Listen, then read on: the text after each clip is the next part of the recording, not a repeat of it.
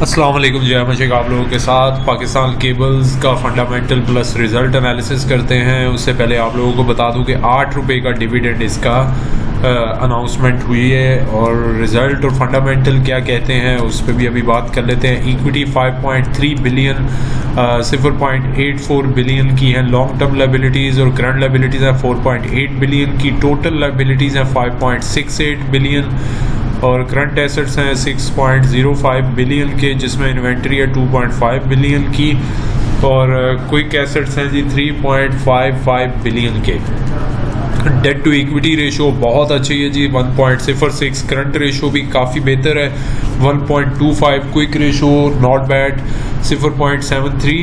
तो overall fundamentally ये company एक अच्छी कंपनी है और सेल्स इनकी इस साल की पूरे साल का जो रेवेन्यू है 13 बिलियन का हुआ है, जबकि लास्ट ईयर सेम पीरियड में मतलब पूरे साल में ये एनुअल रिजल्ट था इनका तो 9 बिलियन का था। तकरीबन 4 बिलियन का इजाफा हुआ है जो कि 44.7% बनती है जी इंक्रीज सेल्स में, तो बहुत ज़बरदस्त किस्म की ग्रोथ बनती है। इनके जो कॉस्ट ऑफ सेल्स हैं 2.1% कमी हुई, मार्केटिंग एंड सेलिंग एक्सपेंसेस में माइनर सी कमी हुई 0.8% से, एडमिनिस्ट्रेटिव एक्सपेंसेस माइनर से कम हुए 0.4%, इम्पेयरमेंट रिवर्सल 0.3% कमी हुई और फाइनेंस कॉस्ट इनकी हाफ रह गई है 1.7%। तो अदर एक्सपेंसेस माइनर से बड़े हैं और अदर इनकम भी थोड़ी सी बड़ी है 0.9%। ओवरऑल अगर हम बात करें प्रॉफिट आफ्टर टैक्स की तो इस बार प्रॉफिट हुआ है 0.55 मिलियन इनफैक्ट बिलियन का, तो लास्ट ईयर में इनका लॉस था और लॉस भी बड़ा मतलब सेल्स तो 45% बढ़ी है लेकिन लॉसेस ठीक ठाक हो चुके थे और अभी ये इतनी इम्प्रूवमेंट के बाद वजह क्या है वो सारी हम डिस्कस करते हैं। तो अभी के लिए जो प्रॉफिट है 55 करोड़ का हुआ है, 4.2% नेट प्रॉफिट बनता है और इंक्रीज़ हुआ है जी 664 करोड़ और 5.2% इंक्रीज़ है प्रॉफिटेबिलिटी में। तो अर्निंग पर शेयर इस साल की है 15.5 रुपये, जबकि लास्ट ईयर लॉस था 2.58 का, तो 18 रुपये अर्निंग पर शेयर बढ़ा है। टारगेट प्राइस इसकी हो सकती है नेक्स्ट क्वार्टर रिजल्ट तक के लिए 220 रुपये तक या 230 रुपये के करीब। ये फंडामेंटल्स की बेसिस पे है, टेक्निकल्स की बेसिस पे और कुछ मूव्स और कुछ वो चलती हैं तो उसमें कुछ मज़ीद भी बेहतरी हो सकती है और उसमें कुछ और भी फैक्टर्स हैं जिस वजह से शेयर प्राइस दोबारा भी रिवाइज़ करने की ज़रूरत पड़ेगी नेक्स्ट क्वार्टर में।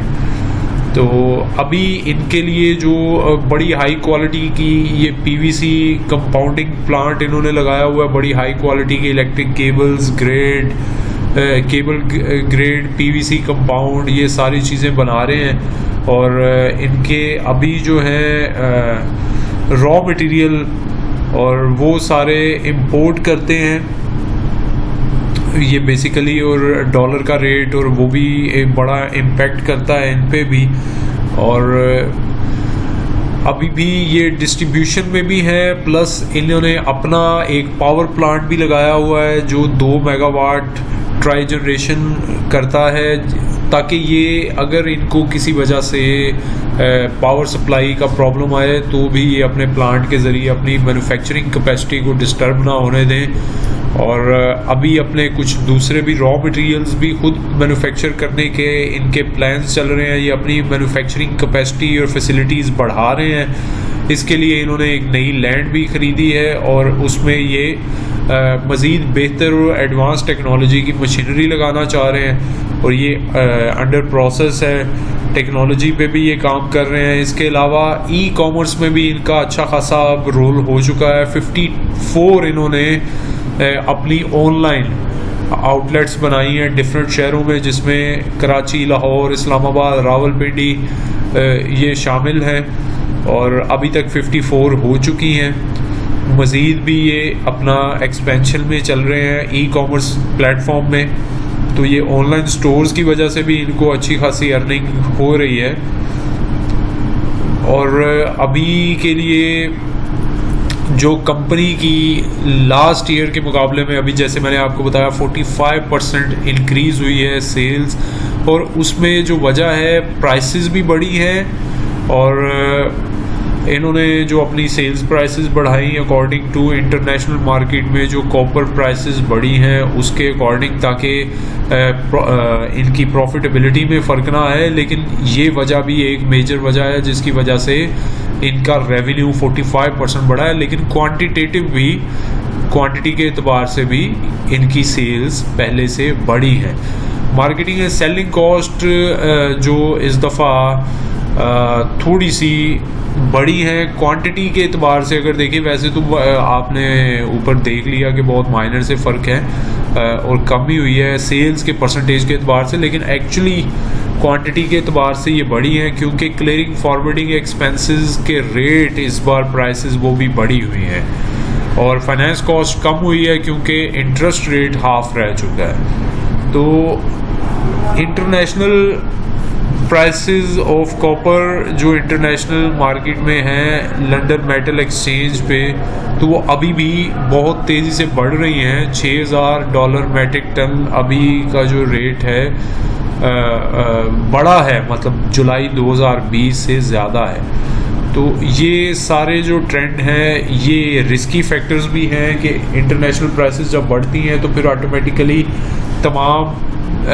मार्केट्स में पाकिस्तान में भी उसका इम्पैक्ट आता है। जब ये प्राइसेस बढ़ेंगी तो डेफिनेटली सेल्स कम हो जाती हैं और इनपुट कॉस्ट जो रॉ मटेरियल और अदर प्रोडक्शन कॉस्ट हैं वो बढ़ जाती हैं, तो डेफिनेटली उसकी वजह से प्रॉफिटेबिलिटी में भी फ़र्क पड़ता है। तो ये एक रिस्की फैक्टर है।